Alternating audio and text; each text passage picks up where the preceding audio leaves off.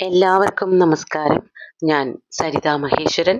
ഇന്ന് ശ്രീമദ് വാൽമീകി രാമായണത്തിന്റെ ബാലകാണ്ഡത്തിലെ 27ാമത്തെ സർഗത്തില് 8 മുതൽ 21 വരെയുള്ള ശ്ലോകങ്ങളാണ് നമ്മൾ പഠിക്കാൻ പോണത്. കഴിഞ്ഞ ദിവസം പറഞ്ഞു ഈ സർഗത്തിലെ അധിക ഭാഗവും ആയുധങ്ങളെ പറ്റി പറയാനാണ് എടുക്കുന്നത്. വിശ്വാമിത്രൻ ശ്രീരാമന് അനുഗ്രഹിച്ചു കൊടുക്കുന്ന ആയുധങ്ങള് രാക്ഷസന്മാരെ ഇല്ലായ്മ ചെയ്യുന്നതിനും അവരെ അമർച്ച ചെയ്യുന്നതിനൊക്കെ ആയിട്ട് വിശ്വാമിത്രൻ എന്തൊക്കെ ആയുധങ്ങൾ കൊടുത്തു എന്നുള്ളത് അതിന്റെ തുടക്കം നമ്മൾ കഴിഞ്ഞ ദിവസം കണ്ടിരുന്നു. ബാക്കി അസ്ത്രങ്ങളായിട്ടും മറ്റ് പലതരത്തിലുള്ള ആയുധങ്ങളായിട്ടും കൊടുക്കുകയാണ്. അത് എന്തൊക്കെയാണെന്നുള്ളതാണ്. അതാണ് ഇത്രയധികം ശ്ലോകങ്ങൾ അതിൽ വന്നത്. എവിടെയും മുറിക്കാൻ പറ്റില്ല. അതായത് ഓരോ ശ്ലോകങ്ങളിലും 2ഉം 3ഉം തരം ആയുധങ്ങളെ പറ്റി പറയാണ്. അത് തീരണ വരെയുള്ള ഭാഗമാണ് 21ാമത്തെ ശ്ലോകം വരെ. നമുക്ക് ആദ്യം 8ാമത്തെ ശ്ലോകം നോക്കാം. പ്രദീപ്തേ നരശാർദൂല പ്രയച്ഛാമി നൃപാത്മജ ധർമ്മപാശമഹം രാമ കാലപാശം തഥൈവ ച. ഈ ശ്ലോകങ്ങളിലൊക്കെ സംബോധന ഉണ്ടാവും, പിന്നെ ആയുധങ്ങളുടെ പേരും ഉണ്ടാവും.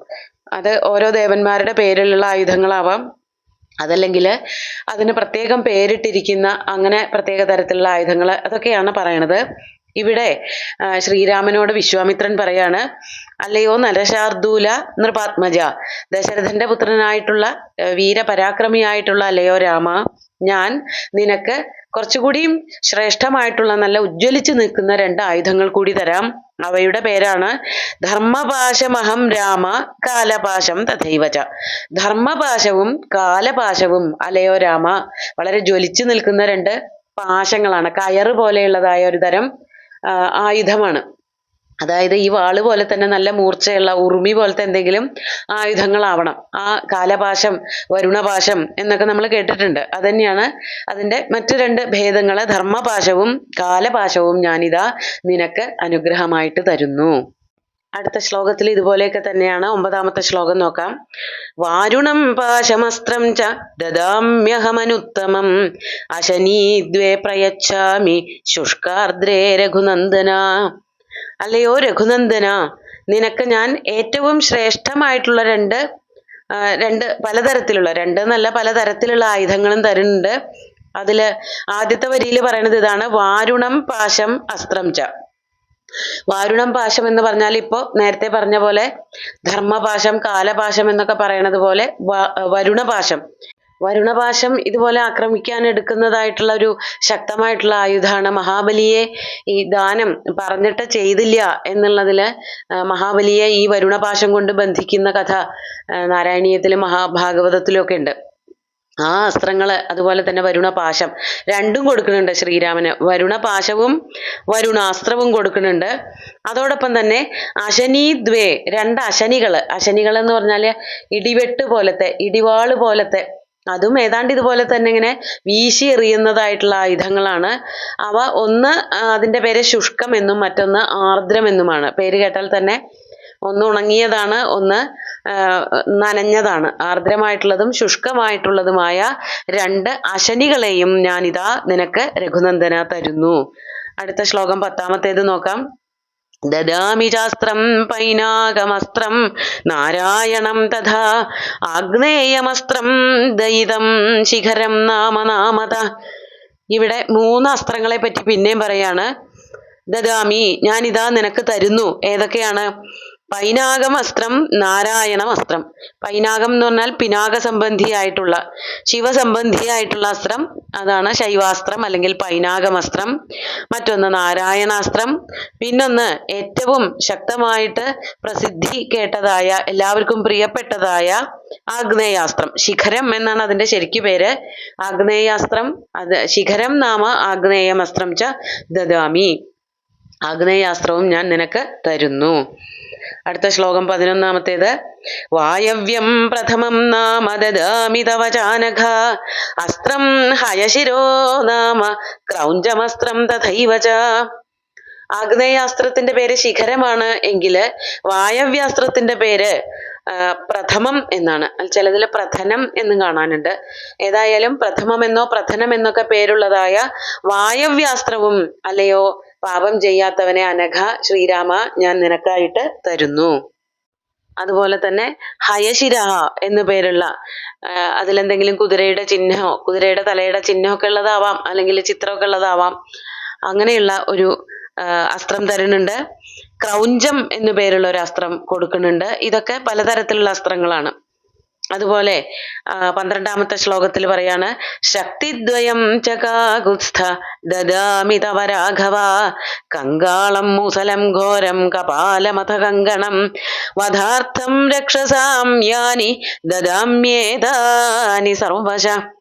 രണ്ട് ശക്തികൾ എന്ന് പറഞ്ഞാൽ വേലാണ്.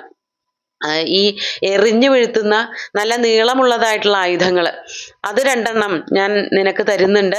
ശക്തിദ്വയം ച കാകുത്സ്ഥ ദദാമി തവ രാഘവ, നിനക്കായിട്ട് ഞാൻ ഇതാ 2 ശക്തിദ്വയങ്ങളും തരുന്നു. അതോടൊപ്പം കങ്കാളം, മുസലം, വളരെ ഘോരമായിട്ടുള്ള കപാലം, കങ്കണം തുടങ്ങിയിട്ടുള്ളതായ പലതരത്തിലുള്ള ആയുധങ്ങളും അസ്ത്രങ്ങളും ഒക്കെ ഞാൻ നിനക്ക് തരികയാണ്. അതിൻ്റെയൊക്കെ ഉദ്ദേശം എന്താണ്? വധാർത്ഥം രക്ഷസാം യാനി ദദാമ്യേതാനി സർവശ. എല്ലാം രാക്ഷസന്മാരെ, നമ്മെ ആക്രമിക്കുന്നവരായിട്ടുള്ള രാക്ഷസന്മാരെ വധിക്കാനും അമർച്ച ചെയ്യാനും ഒക്കെ ഉപയോഗിക്കേണ്ടതാണ്. അതിനാണ് ഞാൻ നിനക്ക് ഈ അസ്ത്രങ്ങളും ആയുധങ്ങളും ഒക്കെ തരണത്. ഇനി അടുത്ത അസ്ത്രങ്ങളുടെ പേരാണ് വൈദ്യാധരം മഹാസ്ത്രം ച നന്ദനം നാമനാമത അസിരത്നം മഹാബാഹോ ദദാമി നൃപരാത്മജ ഗാന്ധർവമസ്ത്രം ദൈതം മോഹനം നാമനാമത. വിദ്യാധര സംബന്ധിയായിട്ടുള്ള ഒരു അസ്ത്രമാണ് വൈദ്യാധരം. ആ വൈദ്യാധരം എന്ന് പറഞ്ഞ അസ്ത്രത്തിന് മറ്റൊരു പേര് കൂടിയുണ്ട്, നന്ദനം എന്നു പേരുള്ളതായ വൈദ്യാധരം അസ്ത്രം. അതുപോലെ തന്നെ നല്ലൊരു വാള്, അസിരത്നം മഹാബാഹോ ദദാമി നൃപരാത്മജ, അല്ലയോ രാജകുമാര നിനക്ക് ഞാൻ നല്ലൊരു വാള് തരുന്നുണ്ട്. ഇനി ഗാന്ധർവമസ്ത്രം, അതിന്റെ പേരാണ് മോഹനം. നമ്മൾ ആ മോഹനം സമ്മോഹനം എന്നൊക്കെ പറഞ്ഞ അസ്ത്രം കേട്ടിരിക്കുന്നത് കാമദേവൻ പ്രയോഗിക്കുന്നതായിട്ടാണ്. സമ്മോഹനാസ്ത്രം തൊടുത്തൊരു കാമനെ ചെമ്മേ ദഹിപ്പിച്ച ദേവൻ മതീശ്വരൻ എന്ന് പറയണ ആ ശിവസ്തുതിയില് അവിടെ സമ്മോഹനാസ്ത്രം എന്ന് പറഞ്ഞാൽ മോഹിപ്പിക്കുന്ന അസ്ത്രം, അത് പ്രയോഗിക്കുന്നത് കാമദേവനാണ് എന്ന് പറഞ്ഞിട്ടുണ്ട്. ഇവിടെ അത് ഗന്ധർവന്മാരുടെ അസ്ത്രമായിട്ടാണ് മോഹനത്തെ പ്രതിപാദിക്കുന്നത്. ഇവിടെ സമ്മോഹനം എന്ന് പറഞ്ഞിട്ടില്ല, മോഹനം എന്നാണ് പറഞ്ഞിരിക്കുന്നത്. ഗാന്ധർവം അസ്ത്രം ആയിട്ടുള്ള മോഹനത്തെ ഞാൻ നിനക്ക് തരുന്നു.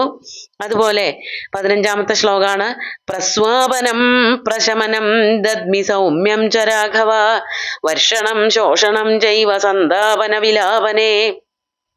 ഒരേ സമയം പലതും ചെയ്യാൻ കഴിവുള്ളതായിട്ടുള്ള അസ്ത്രങ്ങൾ, അതാണ് പ്രസ്വാപനം പ്രശമനം.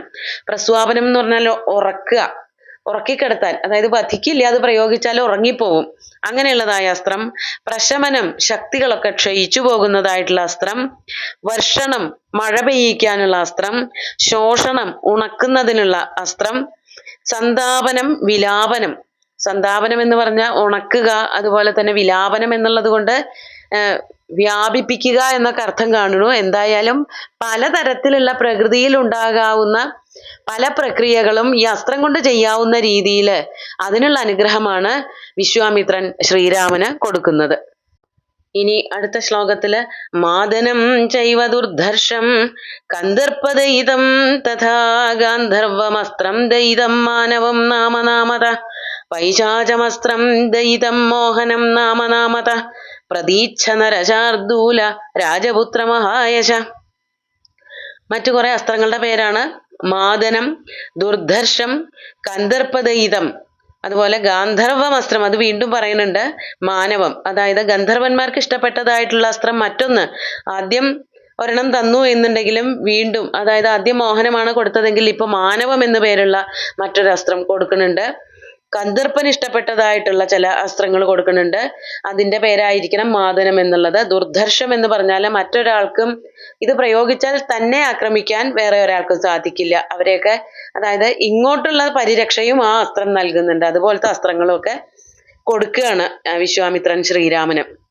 അതോടൊപ്പം പൈശാചമസ്ത്രം ദയിതം മോഹനം നാമനാമത, പിശാചുക്കൾക്ക് ഏറ്റവും ഇഷ്ടപ്പെട്ടതായിട്ടുള്ള മോഹനം എന്നു പേരുള്ള മറ്റൊരസ്ത്രം. ഇതൊക്കെ ഞാൻ നിനക്ക് തരുകയാണ് രാജപുത്രനായിട്ടുള്ള അല്ലയോ ശ്രീരാമ നരശാർദൂല, നിനക്ക് ഞാൻ പലതരത്തിലുള്ള അസ്ത്രങ്ങൾ ഇതാ നൽകുന്നു. 18ാമത്തെ ശ്ലോകം നോക്കാം. താമസം നരശാർദൂല സൗമനം ച മഹാബലം സംവർത്തം ചൈവ ദുർധർഷം മൗസലം ച നൃപാത്മജ സത്യമസ്ത്രം മഹാബാഹോ തഥാ മായാമയം പരം സൗരം തേജഃ പ്രഭം നാമ പരതേജോപകർഷണം. താമസം എന്ന് പറഞ്ഞാൽ താമസ സ്വഭാവം ഉണ്ടാക്കുന്നത്, അതായത് ഉറക്കത്തിലേക്കൊക്കെ കൊണ്ടുപോകുന്നത്, ഉത്തേജനം ഉണ്ടാക്കുന്നതല്ല, താമസ സ്വഭാവികളായിട്ടുള്ള അസ്ത്രങ്ങള്. അതിൻ്റെ ഒരു പ്രത്യേക പേര് കൂടി എടുത്ത് പറയുന്നുണ്ട്, സൗമനം എന്നുള്ളത്. ഇനി മഹാബലമുള്ള അസ്ത്രമാണ്, അത് പ്രയോഗിച്ചിട്ടുണ്ടെന്നുണ്ടെങ്കിൽ അവർക്ക് വരാൻ പോകുന്നത് താമസ സ്വഭാവമാണ്, ഉറക്കം പോലെയുള്ളതൊക്കെയാണ്. പിന്നെ ഉള്ളതാണ് സംവർത്തം, ദുർധർഷം, മൗസലം, സത്യമസ്ത്രം മഹാബാഹോ തഥാ മായാമയം. സത്യം എന്നു പേരുള്ള ഒരു അസ്ത്രം, മായാമയം എന്നു പേരുള്ള മറ്റൊരസ്ത്രം, തേജപ്രഭം ആയിട്ടുള്ള, നല്ല തേജസ്വിയാണ്, അയക്കുമ്പോൾ തന്നെ വളരെ വലിയ ജ്വാലകൾ പുറത്തുവിടുന്നതായിട്ടുള്ള സൗരം, സൂര്യസംബന്ധിയായിട്ടുള്ള അസ്ത്രം. ആ അസ്ത്രം പ്രത്യേകിച്ച് ശത്രുക്കളുടെ തേജസ്സിനെ അപഹരിക്കുന്നു. വധിക്കുക മാത്രമല്ല, അല്ലെങ്കിൽ അമർച്ച ചെയ്യുക മാത്രമല്ല, അവരുടെ എല്ലാ വിധത്തിലുള്ളതായ ഐശ്വര്യങ്ങളെയും തേജസ്സിനെയും കഴിവിനെയും ഇല്ലാതെയാക്കുന്നതായിട്ടുള്ള സൗരമസ്ത്രം. അതോടൊപ്പം തന്നെ 20ാമത്തെ ശ്ലോകാണ്, സോമാസ്ത്രം ശിശിരം നാമ ത്വാഷ്ട്രമസ്ത്രം സുദാരുണം ദാരുണം ച ഭഗസ്യാപി ശീതേഷു മഥമാനവം. സൗരമസ്ത്രം എന്ന് പറയുന്നത് പോലെ തന്നെ സോമാസ്ത്രം, ചന്ദ്രസംബന്ധിയായിട്ടുള്ള അസ്ത്രം. ശിശിരം, അതിന്റെ പേരാണ് ശിശിരം. ഒന്ന് ഏറ്റവും ചൂടുള്ളതാണ്, മറ്റുള്ളവരുടെ തേജസ്സിനെ ഇല്ലായ്മ ചെയ്യുന്നതാണെന്നുണ്ടെങ്കിൽ ഇത് തണുപ്പിച്ച് എല്ലാവരെയും വധിക്കുന്ന അങ്ങനെയുള്ളതായ അസ്ത്രം. അതുപോലെ ത്വാഷ്ട്രം അസ്ത്രം, ത്വഷ്ടാവിനെ സംബന്ധിച്ചതായിട്ടുള്ള ഏറ്റവും ദാരുണമായിട്ടുള്ള മറ്റൊരസ്ത്രം. അങ്ങനെയൊക്കെയുള്ള, അതുപോലെ ശീതേഷു എന്നു പേരുള്ള നല്ല തണുപ്പുള്ളതായിട്ടുള്ള അസ്ത്രം. ആ അസ്ത്രം പ്രയോഗിക്കുന്നത് എന്നാ സുഖാണോ എന്ന് ചോദിച്ചാൽ അതല്ല കേട്ടോ, വല്ലാത്ത തണുപ്പുണ്ടാക്കിയിട്ട് ആളെ വധിക്കും, കൊല്ലും. അങ്ങനെ വിവിധ തരത്തിലുള്ളതായ അസ്ത്രങ്ങൾ ഇതാ ഞാൻ, പല ദേവന്മാരുടെ പേരിലുള്ളത്, പലതരത്തിലുള്ള ശക്തിയുള്ളതൊക്കെ ആയിട്ടുള്ള അസ്ത്രങ്ങള്, അതുപോലെ ഉറുമി പോലെയുള്ളത്, വേലുകള്, അതുപോലെ മുസലം പോലെ, ഉലക്ക പോലെയുള്ളത്, ഇങ്ങനെ തുടങ്ങി എന്തൊക്കെ ആയുധങ്ങളാണ് വിശ്വാമിത്രൻ സന്തോഷത്തോടു കൂടിയിട്ട് ശ്രീരാമന് കൊടുത്തത് എന്നുള്ളതിൻ്റെ ഒരു വലിയ ലിസ്റ്റാണ് നമ്മളിവിടെ കണ്ടത്. ഇത്രയധികം പേരുകള്, അതിൻ്റെയൊക്കെ സ്വഭാവങ്ങളൊക്കെ വളരെ കൃത്യമായിട്ട് പഠിച്ചിട്ടാണ് വാൽമീകി മഹർഷി എഴുതിയിരിക്കുന്നത്.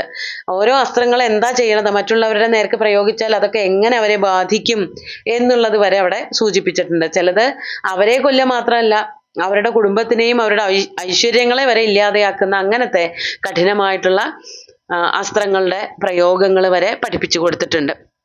എന്നിട്ട് വിശ്വാമിത്രൻ പറയാണ്, ഏതാൻ രാമ മഹാബാഹോ കാമരൂപാൻ മഹാബലാൻ ഗൃഹാണ പരമോദാരാൻ ക്ഷിപ്രമേവ നൃപാത്മജ. ഏതാൻ കാമരൂപാൻ മഹാബലാൻ ഗൃഹാണ പരമോദാരാൻ ഗൃഹാണ. ഈ പറഞ്ഞതൊക്കെ അമ്പുകളുടെ, ആയുധങ്ങളുടെ വിശേഷണങ്ങളാണ്. ഈ പറഞ്ഞതായിട്ടുള്ള കാമരൂപങ്ങൾ, ഇഷ്ടം പോലെ രൂപം മാറാൻ പറ്റുന്നവ, അല്ലെങ്കിൽ ഇഷ്ടമുള്ള സമയത്ത് പ്രയോഗിക്കാൻ പറ്റുന്നവ, ശ്രീരാമന് വഴങ്ങുന്നവ, അതാണ് ഉദ്ദേശിക്കുന്നത്.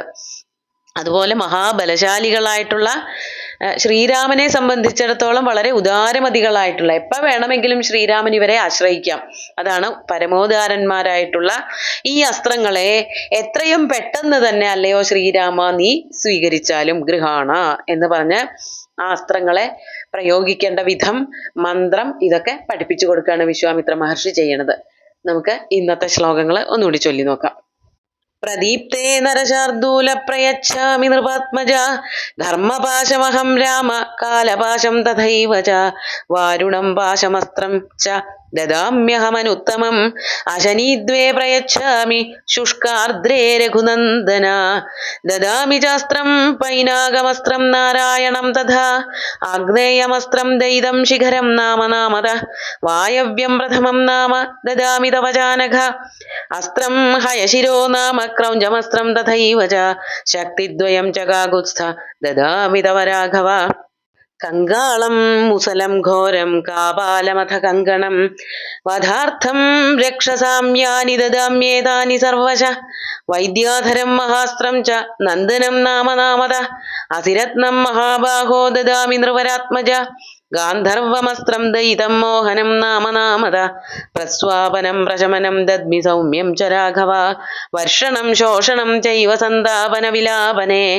മാദനം ചൈവ ദുർധർഷം കന്ദർപ്പദയിതം തഥാ ഗാന്ധർവമസ്ത്രം ദയിതം മാനവം നാമനാമത പൈശാചമസ്ത്രം ദയിതം മോഹനം നാമനാമത പ്രതീച്ഛ നരശാർദൂല രാജപുത്രമഹായശ താമസം നരശാർദൂല സൗമനം ച മഹാബലം സംവർത്തം ചൈവ ദുർധർഷം മൗസലം ച നൃപാത്മജ സത്യമസ്ത്രം മഹാബാഹോ തഥാ മായാമയം പരം സൗരം തേജഃ പ്രഭം നാമ പരതേജോപകർഷണം സോമാസ്ത്രം ശിശിരം നാമ ത്വാഷ്ട്രമസ്ത്രം സുദാരുണം ദാരുണം ച ഭഗസ്യാപി ശീതേഷു മഥമാനവം ഏതാൻ രാമ മഹാബാഹോ കാമരൂപാൻ മഹാബലാൻ ഗൃഹാണ പരമോദാരാൻ ക്ഷിപ്രമേവ നൃപാത്മജ. ഇത്രയധികം അസ്ത്രങ്ങളും ആയുധങ്ങളും ഒക്കെ കൊടുത്തു എന്നാണ് ഇത്രയധികം ശ്ലോകത്തിൽ പറയണത്. പലതരത്തിലുള്ള അസ്ത്രങ്ങൾ ആയുധങ്ങൾ ഇതൊക്കെ അങ്ങയുടെ കയ്യിലിരിക്കട്ടെ, രാക്ഷസന്മാരെ വധിക്കുന്നതിനും രാക്ഷസന്മാരെ ഉറക്കുന്നതിനും അവരുടെ തേജസ് അപഹരിക്കുന്നതിനും ഒക്കെ ഇത് സഹായിക്കും എന്നാണ് പറയണത്. അത് അങ്ങനെ അനുഗ്രഹിച്ചുകൊണ്ടാണ് വിശ്വാമിത്രൻ ഈ ആയുധങ്ങളൊക്കെ ശ്രീരാമന് നൽകണത്. ഇനി അതെങ്ങനെയാണ് ശ്രീരാമൻ സ്വായത്തമാക്കുന്നത് എന്നുള്ളത് അടുത്ത ദിവസം നോക്കാം.